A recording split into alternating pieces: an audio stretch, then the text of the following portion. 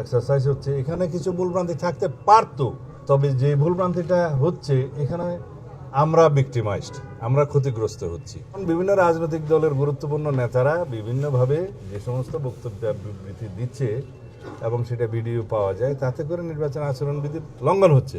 আইনি ব্যাখ্যা কিছু ওনাদেরকে বুঝিয়েছি, কিছু কিছু পয়েন্টে, আরপিওর কিছু পয়েন্টে, আচরণবিধির কিছু পয়েন্টে, এবং আর দুই একটা বিষয়ে আমরা উদ্বেগ প্রকাশ করেছি।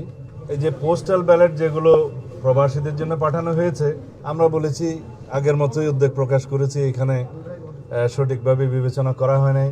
যারা এই পোস্টাল ব্যালট প্রণয়নের কাজে ছিল এবং প্রেরণের কাজে ছিল বা এগুলোর বিষয়ে যারা দায়িত্বপ্রাপ্ত ছিল, তাদেরকে ব্যাখ্যা দিতে হবে, ইলেকশন কমিশনকে ব্যাখ্যা দিতে হবে।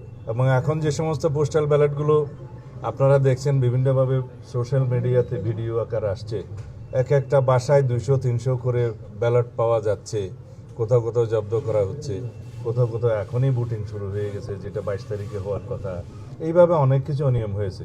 যেহেতু বাংলাদেশে প্রবাসীদের ভোটদানের এই নিয়মটা এই প্রথম এক্সারসাইজ হচ্ছে, এখানে কিছু ভুলভ্রান্তি থাকতে পারতো, তবে যে ভুলভ্রান্তিটা হচ্ছে এখানে আমরা ভিক্টিমাইজড, আমরা ক্ষতিগ্রস্ত হচ্ছি।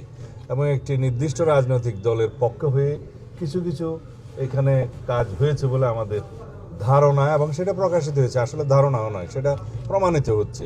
তা এখন আমরা বলেছি এই বিষয়ে আপনাদেরকে পরিষ্কার ব্যাখ্যা দিতে হবে। তারা তাদের ব্যাখ্যাটা দিবেন আপনাদের কাছে। আমার মনে হয় যে ভোটার স্লিপ প্রদানের ক্ষেত্রে আমরা যেহেতু চাই অধিকাংশ ভোটে অংশগ্রহণ করুক, দেশে সবাই চায়, তো সেই ক্ষেত্রে তারা যাতে তাদের ভোটের নাম্বারটা এবং প্রার্থীর নাম, প্রতীক ইত্যাদি পায় ভোটার স্লিপের মাধ্যমে, সহজ হয়। সেটা না করে তারা ভোটার স্লিপের মধ্যে বলেছে কোনো পার্টির নাম দেওয়া যাবে না, মার্কা দেওয়া যাবে না, এবং প্রার্থীর ছবি দেওয়া যাবে না।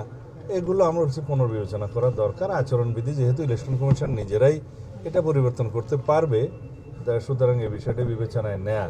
কারণ প্রত্যেক প্রার্থী ভোটার স্লিপ দিবে, ভোটার স্লিপ পেলে ভোটার নিজে চিন্তা করবে কোন দিকে দিবে না দিবে, বাট তার জন্য সহজতর করা এটা উচিত। আমরা নির্বাচনকে যেন কঠিন না করি, সহজতর করি এবং অধিকাংশ ভোটার যেন ভোট দিতে পারে।